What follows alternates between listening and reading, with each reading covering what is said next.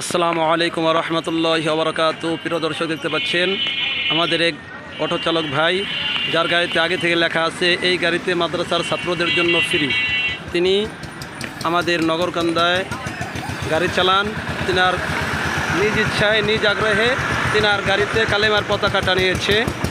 আমাদের হাবিবুল্লাহ লাইব্রেরির সামনে এখানে আসছে। ধন্যবাদ জানাই এই গাড়িওয়ালা ভাইকে। এই ভাইয়ের মতন সকলেই যেন এইভাবে কালেমার পতাকা গাড়িতে, বাড়িতে এবং প্রত্যেকটি শিক্ষা প্রতিষ্ঠান এবং ব্যবসায় প্রতিষ্ঠানে রাখতে পারে। আল্লাহ পাক এই ভাইয়ের নেক হায়াতের মধ্যে বরকত দান করুক।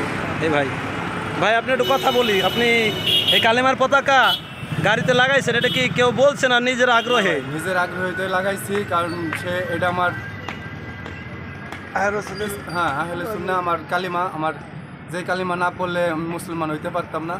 ওই হিসেব করে আমি ওই উদ্দেশ্যে আমি কালিমার পতাকা লাগাইছি, যত কিছু পাওয়া যায় আল্লাহর কাছে।